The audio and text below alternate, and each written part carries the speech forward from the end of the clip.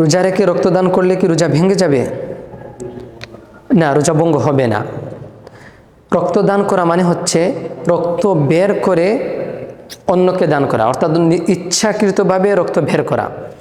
আর নবী করিম সাল্লাল্লাহু আলাইহি ওয়াসাল্লাম ইচ্ছাকৃতভাবে রক্ত বের করেছেন। বুখারী শরীফের 1938 নম্বর হাদিসের মধ্যে এসেছে, ইবনে আব্বাস রাদিয়াল্লাহু তাআলা আনহু থেকে, ইহতাজামান নবী সাল্লাল্লাহু আলাইহি ওয়াসাল্লাম ওয়া হুয়া সাইমুন। নবী করিম সাল্লাল্লাহু আলাইহি ওয়াসাল্লাম সিঙ্গা লাগিয়েছেন রোজা অবস্থায়, অর্থাৎ রোজা অবস্থায় নবী করিম সাল্লাল্লাহু আলাইহি ওয়াসাল্লাম রক্ত বের করেছেন। তিরমিজি শরীফের 720 নম্বর হাদিসের মধ্যে এসেছে, সালাতুন লা ইফতিরনা আস-সাইমা আল হিজামাতু ওয়াল কাইউ ওয়াল ইহতিরাম।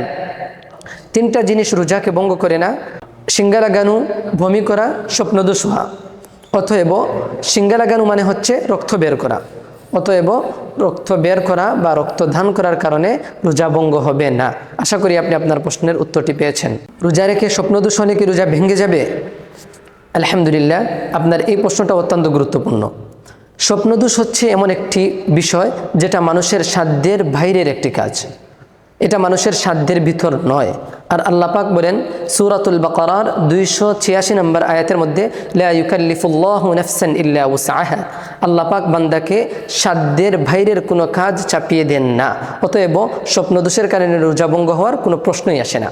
হাদিসের মধ্যে এসেছে বুখারী শরীফের হযরত আবু সাঈদ খুদরী রাদিয়াল্লাহু তাআলা আনহু থেকে বর্ণিত, ইন্নাল্লাহা তাজাওয়াজা লি আন উম্মতি মা হাদ্দাথাত বিহি আনফুসুহা মা লাম তা'লাম আও তাতাকাল্লাম।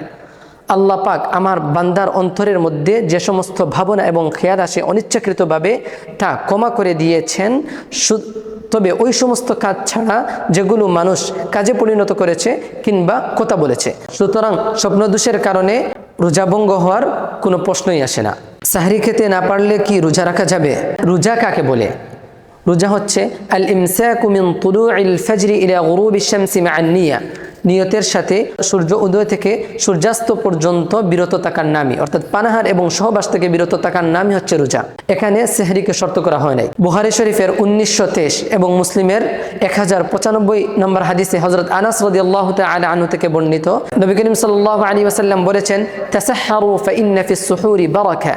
তোমরা সেহরি খাও, কারণ সেহরির মধ্যে বারাকা রয়েছে। অর্থাৎ সেহরি হচ্ছে একটি বরকতময় খাবার, যা নবী করিম সাল্লাল্লাহু আলাইহি ওয়াসাল্লাম খেয়েছেন, সাহাবায়ে কেরামও খেয়েছেন।